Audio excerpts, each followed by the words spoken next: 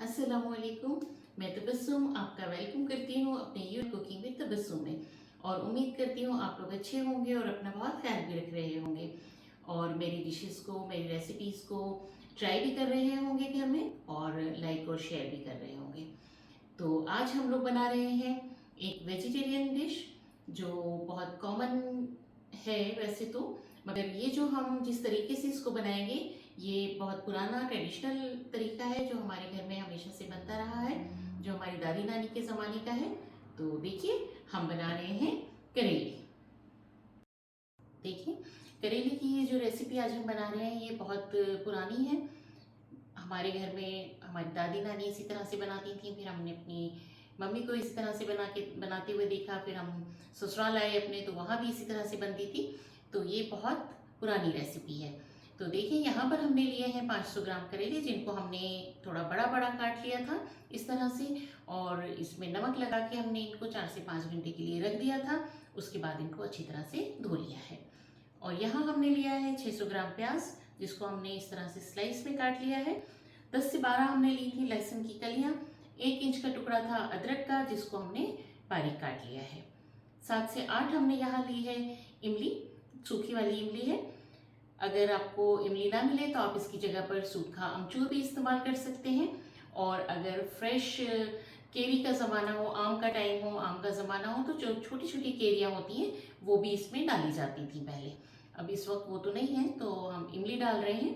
आप केरी डाल के बनाइए, बहुत मज़ेदार बनेगा।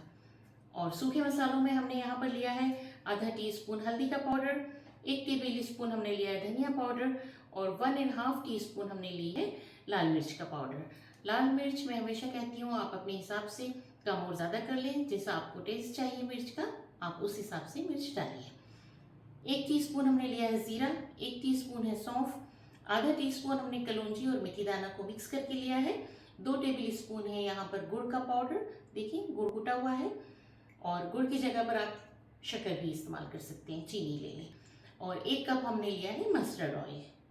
तो आइए शुरू करते हैं। और नमक डालेंगे हम इसमें अपने टेस्ट के हिसाब से। देखिए यहाँ पर हमने गैस पर एक पैन रख लिया है और इसमें डाल देंगे हम ये करेले। करेले हमने 500 ग्राम लिए थे। प्याज जो बारीक कटा हुआ है ये हमने 600 ग्राम लिया है।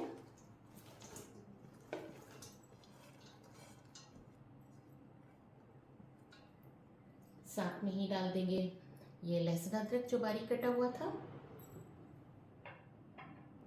सूखे मसाले, ज़ीरा, सौंफ, कलौंजी, मेथी, ये भी हम इसमें डाल देंगे। और साथ में डाल देंगे ये ऑयल। पहले ज़माने में जब ये करेले बना करते थे तो चूल्हे पर खाना बनता था। नमक डाल देंगे हम अपने टेस्ट के हिसाब से।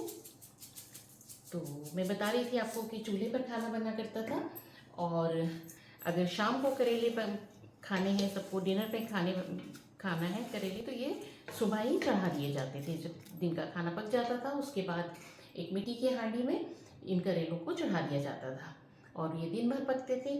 मगर अब इतना टाइम भी नहीं होता लोगों के पास, तो अब ये थोड़ा जल्दी पक जाते हैं। थोड़ा जल्दी पक क्या चाहते हैं, हम लोग थोड़ा इनको जल्दी पका लेते हैं।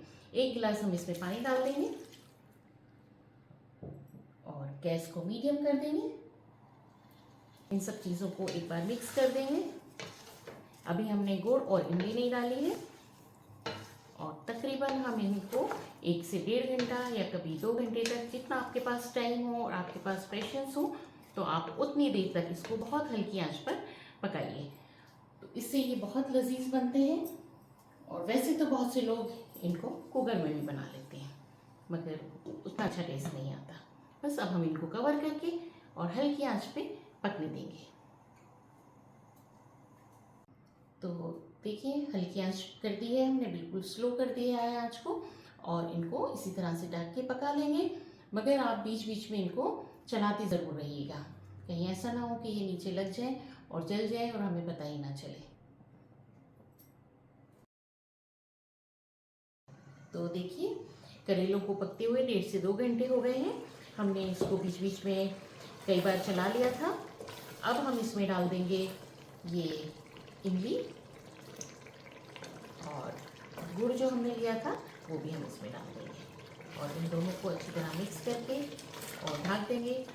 4 से 5 मिनट हम और इसको कवर करके पकाएंगे ताकि गुड़ जो है वो अच्छी तरह घुल जाए और इमली भी गल जाए। तो अब फिर हम इसको 5 मिनट के लिए कवर कर देंगे। देखिए 5 मिनट हो गए हैं। अब हम इसको अच्छी तरह से भून लेंगे और इसमें थोड़ी सी मुझे मिर्च कम लग रही है तो मैं ये लाल वाली फ्रेश इसमें मिर्च डाल रही हूँ। आप इसमें हरी भी डाल सकते हैं और नहीं तो लाल मिर्च का पाउडर भी अपने टेस्ट के हिसाब से आप इसमें ऐड कर लीजिए। और थोड़ा सा नमक भी हमें इसमें कम लग रहा है तो बिल्कुल 1/4 टीस्पून हम इसमें नमक और डाल देंगे।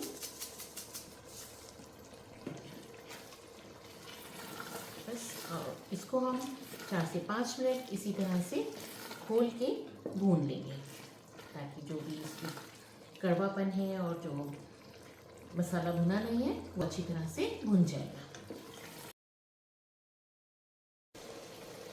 देखिए हमने इन करेले को बिल्कुल हल्की आंच पर ही पकाया है।